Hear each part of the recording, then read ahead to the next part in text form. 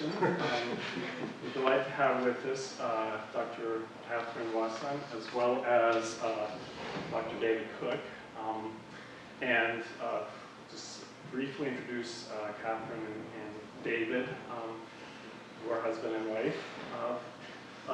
Katherine is assistant professor in the Neiswager Institute for Bioethics at the Stritch School of Medicine at Loyola University of Chicago. She's also a director of the Bioethics and Professionalism Honors Program and leads efforts to do assessments of ethics consultation, clinical ethics consultation.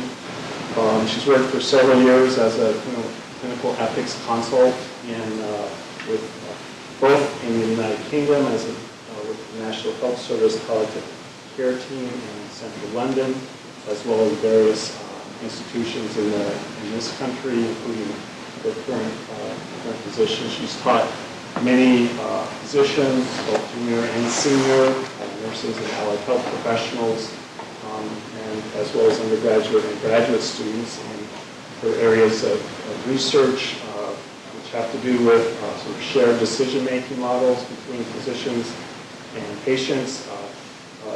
What she'll be speaking on this evening, which is direct-to-consumer genetic testing, genome testing, moral distress in intensive care nursing settings. She's also worked on issues of resource allocation and planning and death, dying, grief, and bereavement. Dr. Cook is, as he describes it, mostly retired, and he also teaches in the Neiswager Institute of Bioethics. He also teaches summer school at Oxford in the UK.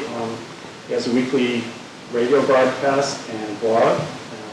Taught for many years at Nottingham, theology and medical ethics, and at the University of Oxford. He's a regular broadcaster on radio and television for the BBC, and a fellow and chaplain at Green College in Oxford for 34 years.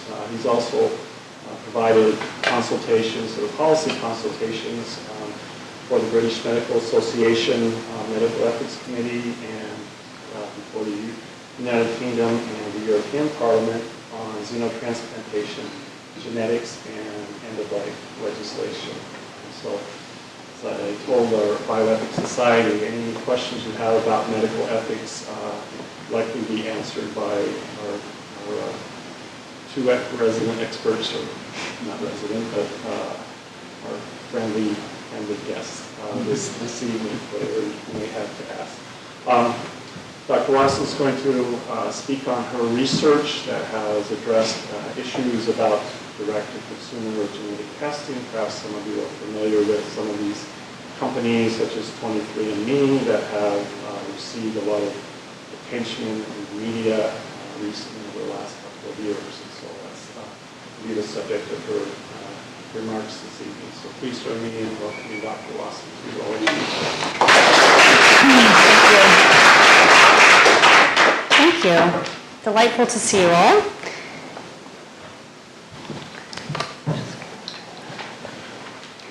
So really the background to this talk, we have to take a step back and really look at all the interest we've had in the Human Genome Project, which is mapping the entire human genome. And many resources, time, energy, and efforts over the last 15 or 20 years have gone into this all over the world. And part of that is because we're interested in not only mapping the human genome for the knowledge, but also looking at what else we can do with it. And one of those applications which we're hoping for, we haven't yet reached that, is to have some kind of personalized genomic medicine. So you could go into your physician, we were talking about it earlier with the students, maybe we would start testing people at birth, get your whole genome mapped when you're born, get it mapped again when you're 18 or 35 or 50, and see what your genetic information is telling us about your family history, about your disease risk, about any predispositions you have. We have not reached that yet, right? One of the pieces of that, which has come into our plane of existence, is direct-to-consumer genetic testing. And instead of going through your healthcare provider, your physician, or another healthcare provider, you can now go online to a company like 23andMe or Navigenics and some others, and send in some money, and they will send you a kit, which enables you to test your DNA based on a saliva sample. So there's no blood involved. You spit kit, they call it, and send it back, and they will send you a bunch of results. And I'll talk in more detail about the layers of those results.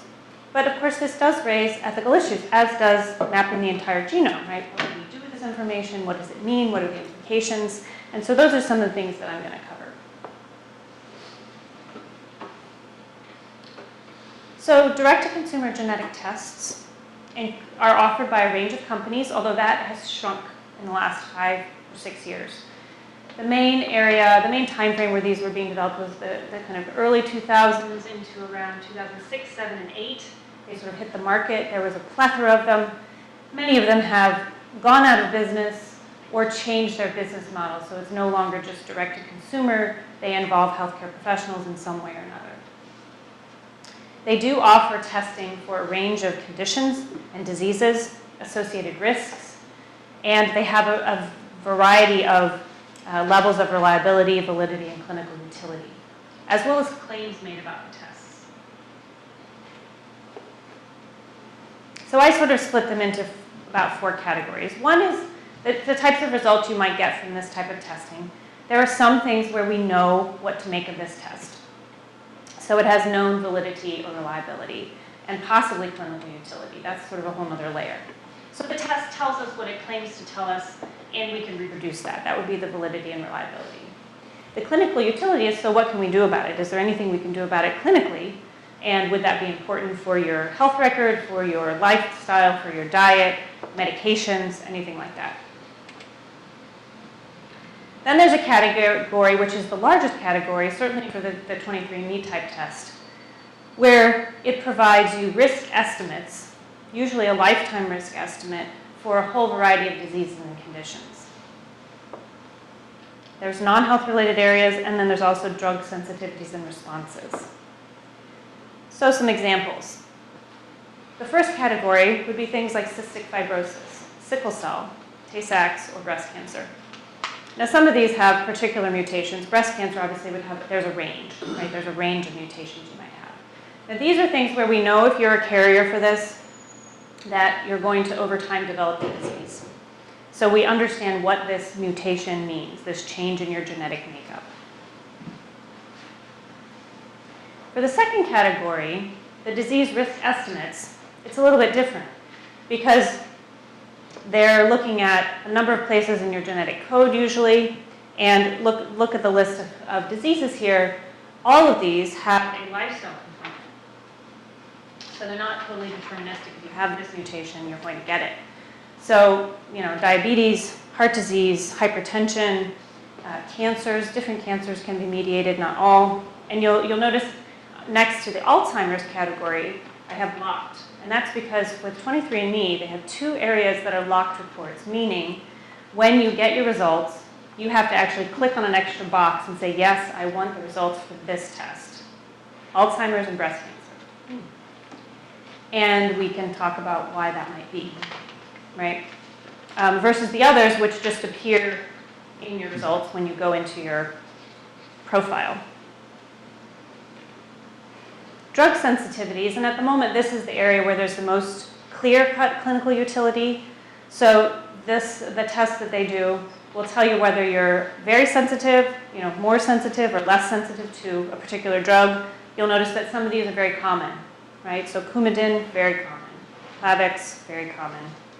Hep C, heroin, which is interesting. You can get tested whether you're very sensitive or not to heroin. And then a number of specific, marijuana's not in there yet, very specific cancer drugs. But these are the things that people might say, oh, I could take this into my, my clinician, my provider, and they might be able to do something with that information here and now. These are some of my favorites. So the non-health related topics. The test will tell you what your hair color is, in case you didn't know, your eye color, and whether you're freckly, and earwax, which is actually my personal favorite. So it will tell you whether you have dry or wet earwax, which apparently, how could you live without that information, right? Apparently there is a genetic link to what kind of earwax you have. and baldness. So I said to the students just a few minutes ago, it would be interesting to take the test and see whether it was accurate, right? If it told you the right hair color and eye color, and if it didn't, what does that tell you? So there are other types of direct-to-consumer genetic testing that have been around for a while. I'm not really going to deal with these specifically. Paternity testing, very common, ancestry testing, and some forms of prenatal testing.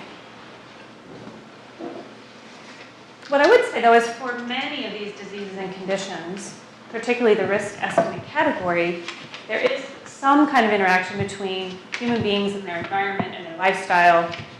So you could live in a place that has a lot of lead, like Flint, Michigan, right? That might do something to your risks for certain diseases. Asbestos, different environmental factors, whether I go to the gym instead of going out and having a burger and fries. So all of these things may have an impact on my risk for heart disease over my lifetime, as well as my family history and my genetic makeup. So we can't discount that there's some interaction between human beings' genes and the environment. We don't always understand the nuances of that, but there certainly are things that interact.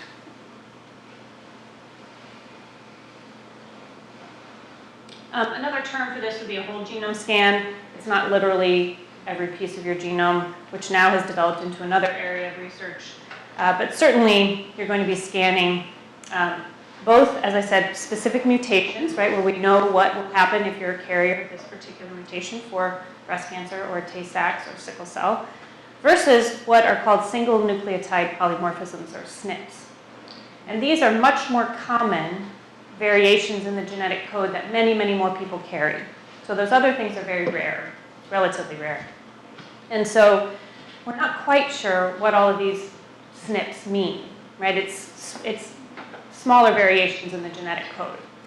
And for the 23andMe type of testing, they can test 500,000 to 1 million different places in your genetic code, depending on the test. I think that's probably changed. They're fewer now because they've restricted the tests that they're doing. So part of it is about, what does this information tell us? It's very common. Lots of people might carry this particular SNP, this particular variation. What does that mean down the road? And those are still some open questions. How the tests work.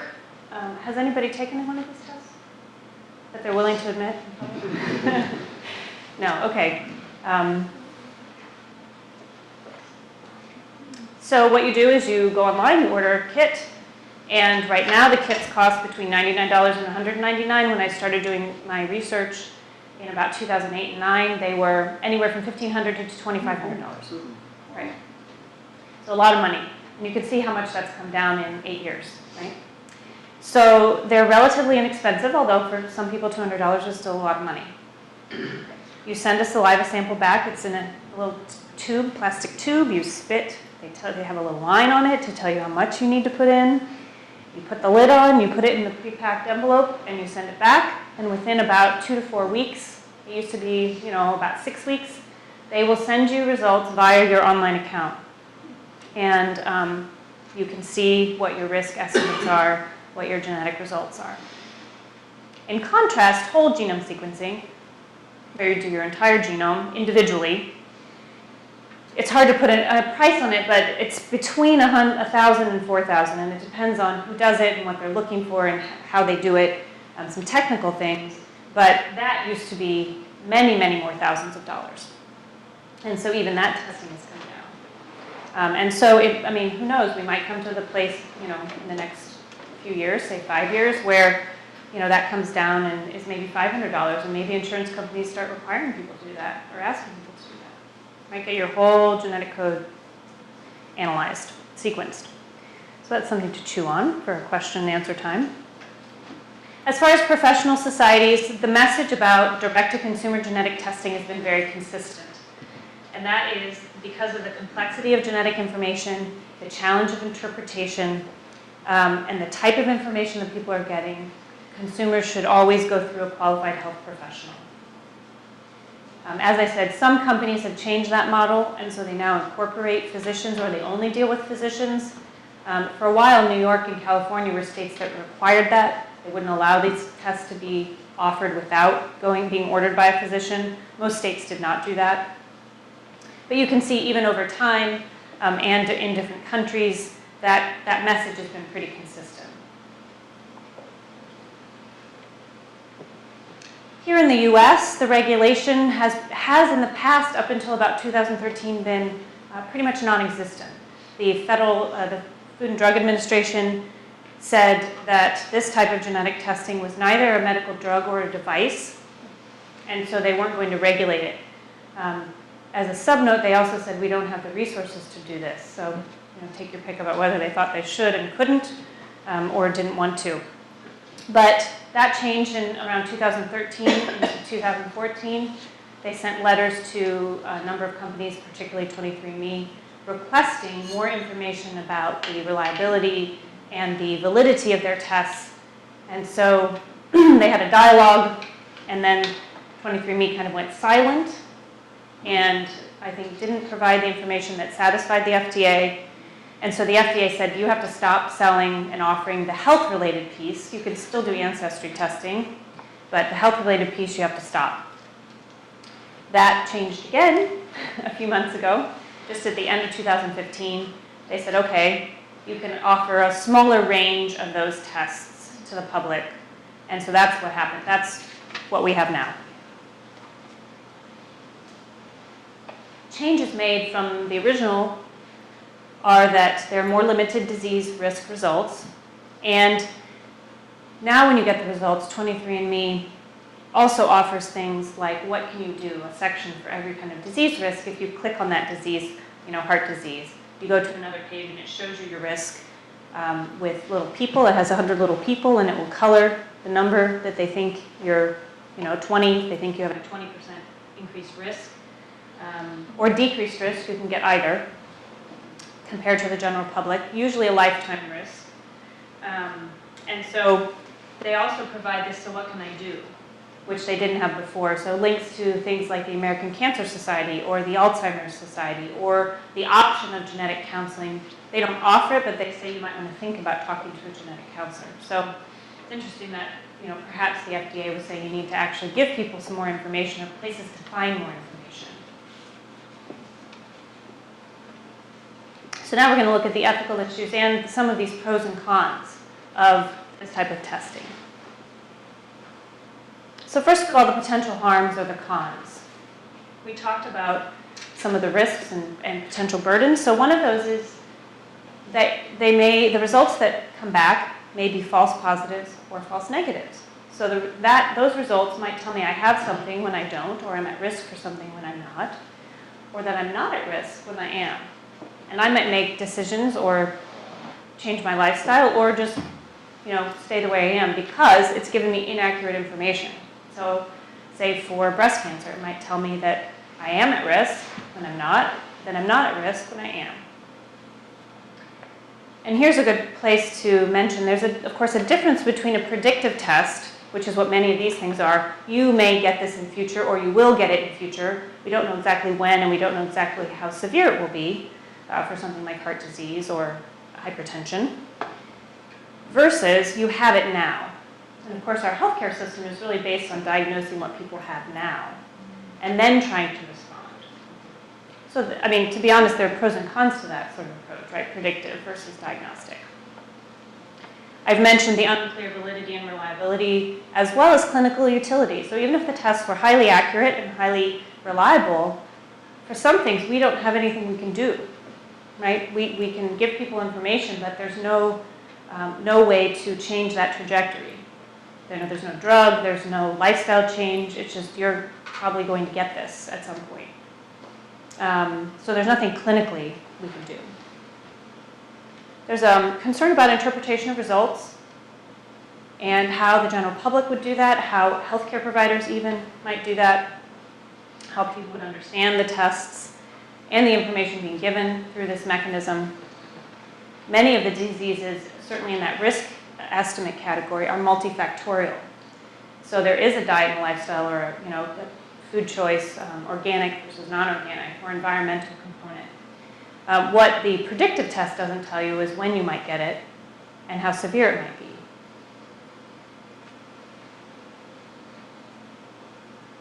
So other potential harms or cons is the level of healthcare involvement. Now again, there's a flip side to this, right? That the healthcare community isn't necessarily involved, and I'll talk about that in a moment, but certainly that concern from many of the professional societies about interpretation and understanding of these kinds of results. Normally when you would go, if you had a family history of something and you were worried about it, or your physician was worried, he or she might say, let's consider genetic testing. Regular genetic testing through a clinic with established clinical utility, established reliability and validity. So for breast cancer, there is that. Now, if I don't have a family history of that and there's no risk, then, if I went to my physician and said, I think I'm really worried about this, I think I'm going to get this, there would be no reason really to test me unless there was some other factor, because it doesn't run in my family and, I don't have other signs for that. But if there was a risk, let's say I have two sisters, let's say one of them developed breast cancer, or that and I had a couple of aunts who had it, then my clinician would probably say, okay, well, let's apply for a test and you should go see a genetic counselor, because the genetic counselor will talk to you about the pros, the cons, what information you might receive, what information you might not receive, because not all genetic tests are conclusive. Do you really want this information? What's that going to mean for you? What's that going to mean for your family? Because if I find that out, what do I do with that information amongst my family? And of course, men and women can get breast cancer, but particularly my female relatives. And so they help you think through what it would mean to have that information, the positive results, the negative results, or results of indeterminate specificity. So we aren't sure what this says, right? So of course, with direct consumer genetic testing, there is none of that. So people, send away the results and then they get a notice that the results are in, comes to your email, usually, and they might, of course, immediately race to that website and go into their account and look for those results. Now, they may have thought a lot about what that might mean. They may not have thought about it since they sent off the sample. There was also concern about would additional testing result from this. So I take my direct-to-consumer, my DTC results to my physician. What's my physician going to do with that? Is she going to want to run her own tests because she doesn't really trust this test, right? There are also privacy and confidentiality concerns on both sides. One being, if I talk to my physician about it, does that have to go in my medical record? Is my insurance company going to get a little twitchy because I've had a genetic test? What are the implications of that? On the flip side, being a good ethicist and philosopher, you always have to use both hands. At least two, right? You usually just need 3 or 4 by the time you're done. So potential benefits or pros. What if I get accurate information? Like, who's to say I'm not going to get accurate information? So I get information about a true positive or a true negative. So it's accurate. So for $200, I've gotten some accurate genetic information. I might seek medical advice when I need to, and I didn't realize I needed to about a particular condition. I might make lifestyle changes. This might motivate me to be just that little more vigilant or a lot more vigilant about my health, either because I get good results or not good results. Before the GINA Act, the Genetic Information Non-Discrimination Act in 2008 was passed, there were a number of communities that had genetic conditions that were inherited, and they were concerned about insurance particularly, but insurance and employment discrimination based on their genetic makeup, right? They couldn't do anything about it, and yet they might be denied insurance, or they might not get a job because the employer would think you're going to be too expensive over time. And so some of those groups were saying this DTC genetic testing is actually a positive for us, because we might be able to get genetic information outside of the healthcare system that could be helpful for us, and we might not have to disclose it. Now that raises another ethical question, because the companies would say if somebody asks you if you've had genetic testing, you should say yes. Whether it's accurate is another question, so there might be different layers there. I will say also, GINA covers employment and health insurance. It does not cover sort of life insurance or long-term care insurance. So there's still some gaps in what that coverage is. But certainly, you should not be discriminated against based on your genetic history regarding employment or health insurance now. And anytime you look at ethical issues certainly in the West, certainly in America, you have to talk about autonomy. Now, autonomy literally means self-determination, and it's come to mean individual choice, an expression of individual choice. But every society places some limits on autonomy. So we can't do whatever we want at every turn, otherwise you end up with anarchy. Although maybe there's a climate for that in Oregon, I don't know. Maybe more so than Illinois. But we place limits on individual autonomy, mostly when we think there's going to be harm to yourself or harm to other people, right? And there are parameters we set around that. Now, they're not always the same, and they sometimes change, but those are the kind of broad outlines. But one of the questions is, if we have autonomy, and we clearly have some autonomy as long as you're, a capable human being, is there a right to know about my genetic makeup? So do I have a right to have this information? And what does that mean? If I have a right, is that a claim, a demand, an entitlement? And if that is, who has the responsibility to allow that to happen? So it could be the government has the responsibility to stay out of this and just say, people make the choice, and they want to spend their money this way. We're not going to curtail that. We let people spend their money in lots of ways that may or may not be good for them. So how do we balance those things out? And finally, there are issues around justice, and some of them I've alluded to.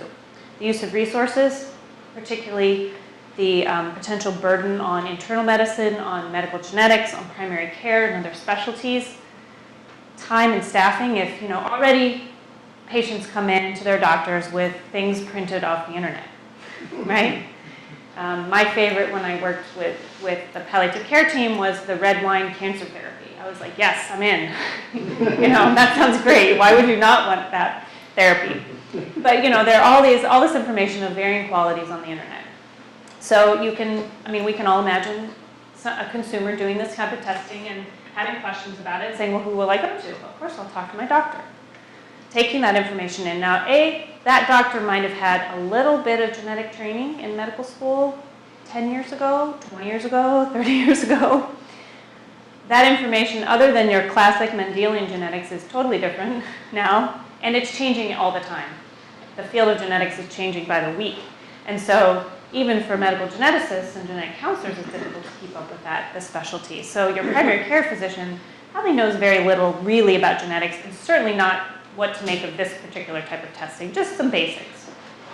So what's that going to mean? Are they going to run additional tests? Do they need additional training? There was a study done in South Carolina where they surveyed doctors there, and many of them said, yes, we need more training in genetics. We don't have enough. We don't feel comfortable with this kind of testing, and not just direct-to-consumer genetic testing, but genetics in general. So there is a shortage of medical geneticists in this country and genetic counselors. We do not have enough of them to go around. So if the layers of burden are already there, is this going to help or is this going to hinder? How are people going to kind of interpret these results? The other element would be that there may be some inequalities in access to this kind of testing. So for most of you in the room, you have ready access to the internet. You have that, my phone on me, in your pocket. Not everyone in our society has that, right? Some people don't have internet in their communities, in their houses. They may or may not have a smartphone. And they may not have the computer skills, actually, to access this kind of testing. They may not have the financial means. Certainly when it was $1,500 or even $500, many people wouldn't have that level of financial means. And even now with $200, to most people in this room, maybe that's not a lot of money, but to some people that's a huge amount of money, and they wouldn't actually have that. So they're taken out of that market just because they don't have one of these types of resources. The other thing that the companies, well, certainly 23andMe makes a note of when they give you your results, is that these results are mainly based on Anglo-European populations. So their risk estimates come from Anglo-European populations because that's who's participated so far. Now, we know that it doesn't matter what your color is, our genetic makeup is vastly similar, right? It's mostly the same. But of course, these types of tests are looking for those differences from that baseline. But if you are African American or Native American or Asian American, what is this test going to tell you? Because it's going to give you a risk estimate based on a European ancestry population.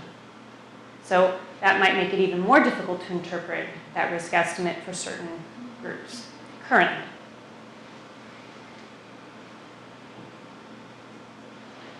So here I'm going to transition and talk about some of the research that I've done with colleagues at Loyola based around this kind of testing. So we looked at primary care patients' views and decision-making and experiences of direct-to-consumer genetic testing. Now this was a few years ago now, and we were doing a pilot study because most of the early data that came out about users of these types of tests, and there was very little data at this time, most of the users tended to be white and well-educated and probably middle class. So we said, well, we actually work in an environment where there's much more of a mixture. Let's look at what more of a diverse population, what their attitudes and thoughts and decision-making might be about this type of testing. So this was at Loyola University Health System, that's the LUHS, their primary care patients. And initially, this was a qualitative study. There was very little information at the time. So the first phase was to do 4 focus groups. So we recruited people from the waiting room. We went in and talked to them and asked them if they'd be interested in this type of testing, which almost nobody had ever heard of. So we gave them a little bit of information and then followed up. And we had 29 people who said, yes, I'd like to participate. So we had 4 focus groups, 29 people. And you'll see we had 62% were African American. Again, a small study, but nonetheless, that was a much higher percentage than had been out there before. 69% were female. The mean age was 52, with a range of 30 to 73. So these are after we did the focus groups and transcribed the data and analyzed it qualitatively, these are the themes that came out from the discussions. We gave them a little bit of information. It was not an education session, and we were not assessing their level of knowledge and understanding. That was not the point of this study. But we did need to give them a little bit of background about this type of testing, particularly because most people hadn't heard of it, or they'd seen something on the news about spit kits or celebrities spitting into, at least Oprah did one, so people kind of remembered that. But they didn't really know much about it, which was fine. So as we looked at their views and attitudes, one of the things that came out, the first thing, was really the worth of the tests.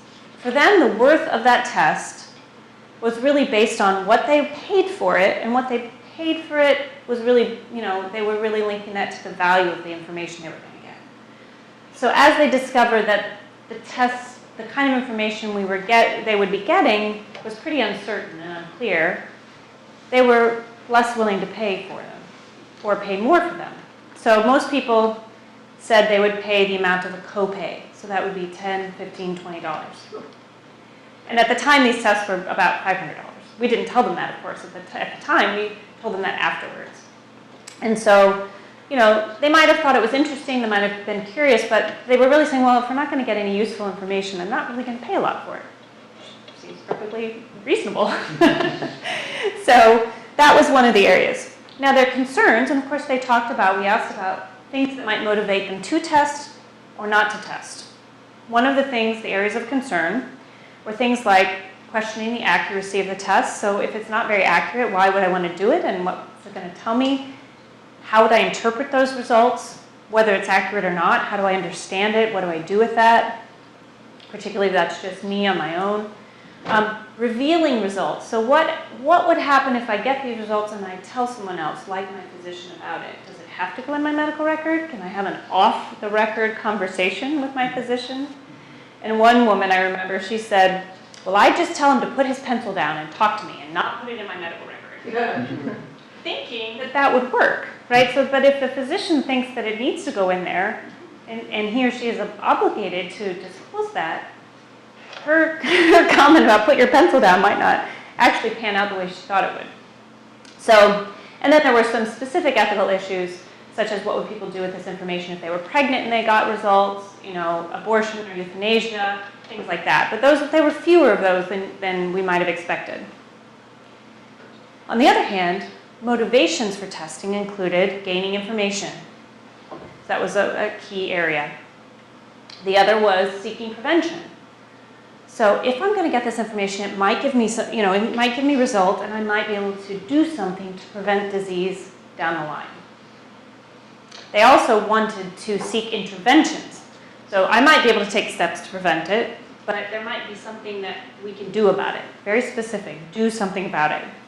Not just that the information in and of itself was interesting. And then there were a few people who really are altruistic and would participate in research just to help the research. And some of that was about helping their ethnic group, the African American group. Some of it was about helping, let's say, like the next generation. Maybe we can learn something that will help them. So there really are people who, it's not just an urban myth. There really are people who are interested in participating in research, and they think about those things. So then they were weighing all these up and talking about them over the course of a few hours. And at the end, we said to them, if you're interested in testing, let us know. We'll take your information. And if not, thank you very much. We really appreciate your participation. So they didn't know that we were going to offer them testing until the end of each focus group. So phase 2, 16 of those 29 people, so 55% of them, actually agreed to test and followed through with that. We recruited an additional 4, so we had 20 people, and we followed them for a whole year as they tested, and then we interviewed them at 4 points. We really wanted to look at what is the longer-term impact of this testing, and how do people respond when they get the results. And as you can see, as I said, there were 55% said yes, but that means 45% said no thank you, or I'm not interested. It was fine to talk about it, but I'm not interested in the testing. So we interviewed them at the point they came in initially, and we went through a whole consent process with them. No one said no at that point. I kind of almost wish somebody had, just to reassure me that they would. But when we thought about it later, the team said, well, of course they didn't say no, because 16 of them had gone through these issues already, and then there was a time gap, and we contacted them again. And if they called us back, they were probably interested. And if they showed up in person, they'd already decided they wanted it. There wasn't really much we were going to say to dissuade them at that point, right? They'd gone through that process. So it did make sense once we thought about it. And then we did the informed consent with them. They filled the spit kit. They did some consenting online, and then we sent their samples off. We then interviewed them when they came back for their results, 3 months and 12 months later. We did provide genetic counseling. We had a genetic counselor involved in the whole process. That was for 2 reasons. One, we didn't think it was ethical at that point not to, even though this is not the exact model, obviously, of the direct-to-consumer genetic testing. And 2, I don't think the Institutional Review Board would have allowed us to do the research if we had not included that, but we wanted to. As you can see, our demographics were obviously similar. It was from the same pool, aside from the 4. A little bit of difference in the makeup there. So here are the themes that came out of all these interviews, right? So 20 people, 4 interviews. We lost a few at the last stage, so 17 at the end, but we did pretty well. They had limited concerns, and again, these people most of them had processed this and had some discussions about it, again, except for the few who we recruited directly.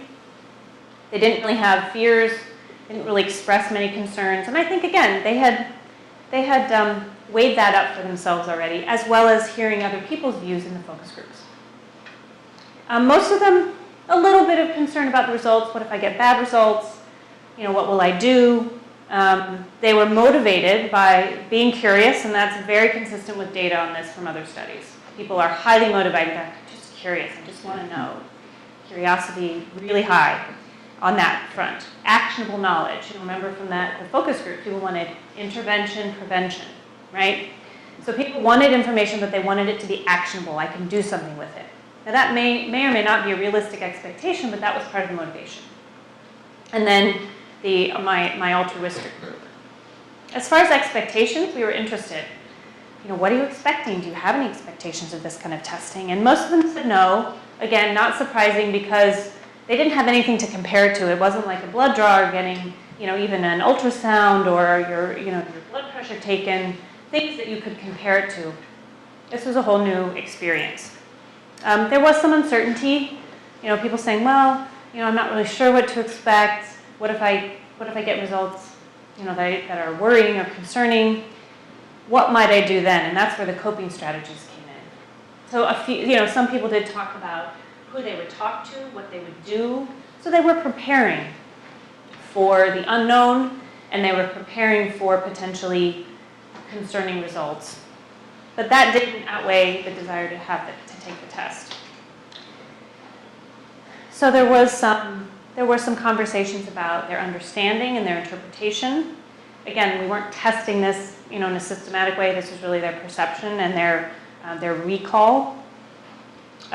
Most people at 12 months, half of them recalled one result out of all of the results that they got, one specific result, and the other half just had a general impression. It's good, not bad. It's kind of relieved. So, for all of us who were cogitating over whether there'd be harm done or concern or anxiety or fear, it was interesting. We also wanted to look at the impact of the testing on them emotionally, psychologically, their families, anything. Did they talk to people? Did they not? What happened? And, it was pretty minimal that from their perspective, right? Self-reported. Changing behavior, I'll talk a little bit about that. Most people did nothing. There were a few that did. And those were kind of the overarching reactions. So as I said, most people, no impact. A few people out of our 20 made changes to their diet and their lifestyle based on good results, which is our response. We're like, we didn't expect that. We really would have expected the opposite. Bad results, worrying results, high risks for things, I better get on the treadmill. I better stop smoking. It was the opposite. And again, this was for a few. And we said to them, why is that? We're really interested in this. They came back, 3 months later, and they said, yeah, I've started to eat better. I've started to exercise. And the response was, one, I was a little concerned about developing a risk. But for some people, it was, I had positive results, meaning good results, not positive in the genetic sense. And I was healthier than I thought, and I want to stay that way. I want to stay around for a long time, was kind of the quote from one of them. And we were like, that's really interesting. Behavior change is so complicated. We give people good results, they might actually do better things for themselves. So we can talk about what you make of that. Many were relieved. And my question is, should they have been relieved based on the results they got from this kind of testing? So we asked them who they talked to. So, right, that was part of the impact and the ripples of impact. Here you can see most people who had a partner talk to their partner or their spouse about this type of testing that they were going through. Everybody that had a spouse did talk to them about at least the testing process. And some people only talked to this group. As far as extended family, and of course this is genetic testing, so that might have some implications for extended family. It was really, some disclosed and many did not in the beginning. Twice as many disclosed to these people once they got the results. So that might make sense, right? I don't really know what I'm going to find out, so why am I going to kind of whip people into a frenzy or talk to them about it when I don't really have anything specific? But when they got specific information, more of them talked to their extended family. A lot of them talked to friends and coworkers. And we think that may just be because they were going through it and these are the people that they saw regularly, so it came up in conversation. We don't really know. That's sort of a hypothesis.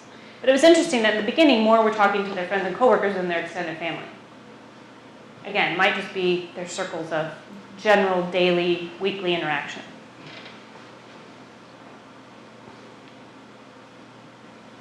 Now the physician, as you'll see from that last slide, was kind of outside those layers of disclosure, because they were in a different camp. And these kind of broke into sort of half thirds.